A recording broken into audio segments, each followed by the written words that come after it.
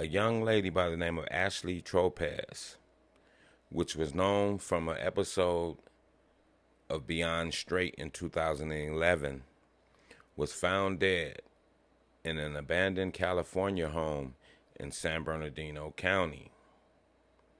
And as of now, the San Bernardino police have arrested another woman they suspected of killing her. Ashley was found dead on Friday inside of a home in Victorville, California, after suffering traumatic injuries, according to the San Bernardino County Sheriff's Department. Law enforcement sources confirm Tropez appeared on the popular show back in 2011. Investigators suspect another 24-year-old woman named Alexis Call is responsible for her death. Police believe Alexis and Ashley may have been squatting at a home together prior to the tragic incident.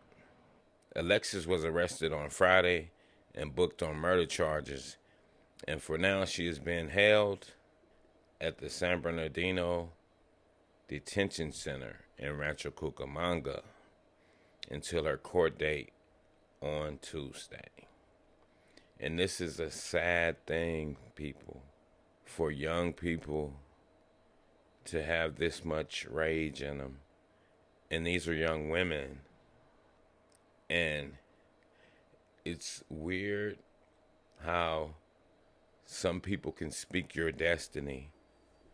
Because in this video, you can hear the officer try to tell her that she needs to get her life together because she was an alleged gang member, weed seller, just out there as a young woman her age.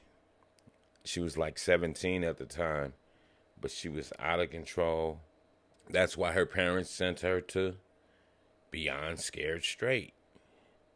For those that might not have known about that series that they had going some years back, where parents would send their children that were out of control, the children that they couldn't handle, and they would send them to Beyond Scared Straight, hoping that going into the jail facility and into the morgues and stuff like that would show them this is what your outcome would be. Well, in her episode of Beyond Scared Straight, she appeared to be unscared. She was not afraid of the officers. You seem to have an attitude. What seemed to be bothering you this morning? Turn around. Put your back on the wall. You just hard ass, right? That's what it is? And things like that. She just believed in her mind that she was a gang member because her family was a gang member. And they basically were trying to coach her. Why are you in a gang? No, it's a family thing. And get her out of that street life. That's what the whole show is about. Scaring these kids straight, hopefully getting them back on track.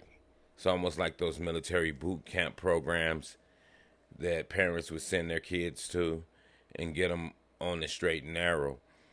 But it happens with some of the kids. Some of the kids, it'll straighten them out. Others, it doesn't. And in her case, she was one of those rare cases that they just knew in their mind. I don't know if they felt it in their heart, mind, soul, whatever. But she was a difficult case. And they were like, wow, you could tell they were really struggling to try and convince her that the street life is going to be bad for you. But she just was determined. You know, when you're 17, we're determined that we know everything and we got this. Ain't nobody going to do nothing to me. I'm a big bad wolf. But anyway, within that, you can see one of the officers, he seemed like he was maybe the chief or something, and he was telling her, like, if you go back out there with this attitude, and I'm paraphrasing, if you go back out there with this attitude, you're going to end up back in here, or either you're going to end up in the morgue. Two places on earth you're going to end up if you don't change. Here, and the other one is death. And lo and behold, it's almost as if he prophesied this thing. Because now, as we're moving forward, 10, 11 years later, she ends up deceased right in Victorville, California. And it's a shame. I was just talking to my son about it last night. I said, when you're out in these streets, man, the dirt is going to meet the road. And what I mean by the dirt meeting the road, when we're out doing all our bad, and this is for the young people, when we're out running amok and doing all our bad stuff, you're going to have a collision. The dirt is going to meet the road. And you just have to pray to the Most High that when the dirt meets the road, that it doesn't take your life. You got to hope that it just gets you a little battered and scarred and you wake up from it. Because if you don't, the dirt always is going to meet the road. And we just have to wonder what's at the crossroad when the dirt meets the road. Is it death?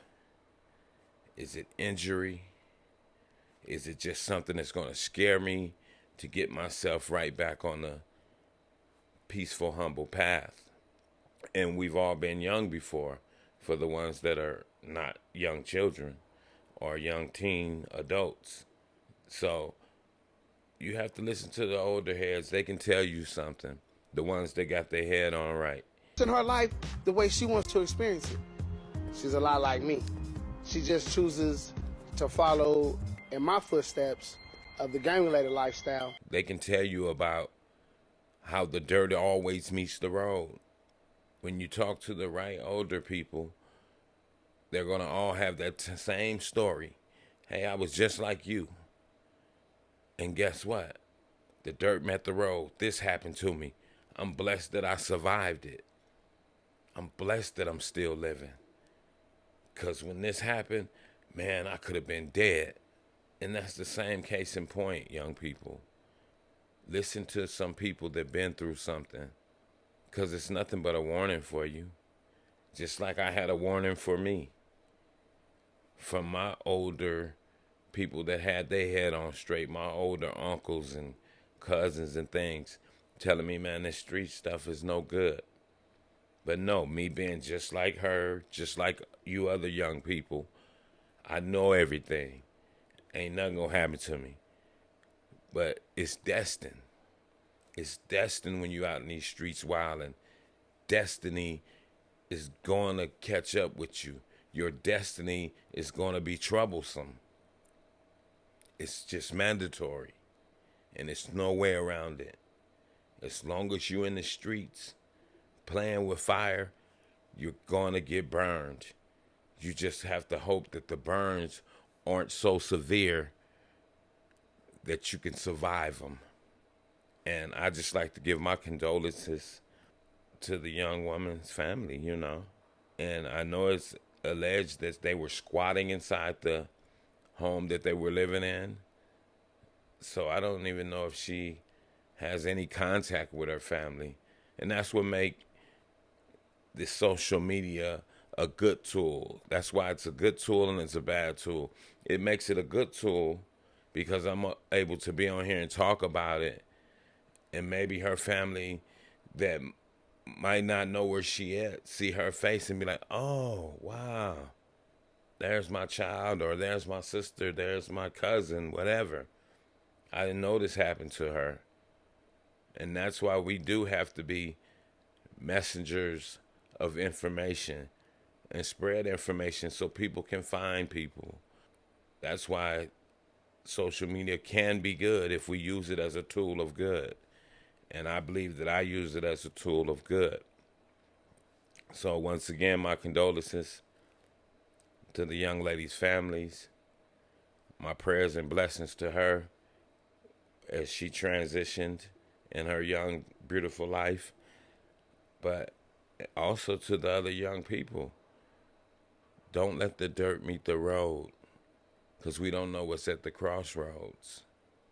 And with that, I'm going to say this is the news in you. North, east, west, south. Unite from every alley in Cali, intersection and back street. subscribe to the channel, and hit the thumbs up on your way out the door.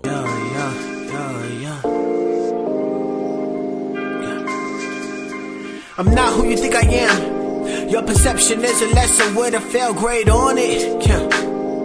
Steady living life like I would never see the morning. True shit, man, I'm more than pain, I'm more than stain on sidewalk, I'm more than black skin on my face. Destined to be great, gotta elevate mind. Elevation is the game that I gotta play. Gotta win, gotta find escape to a better day.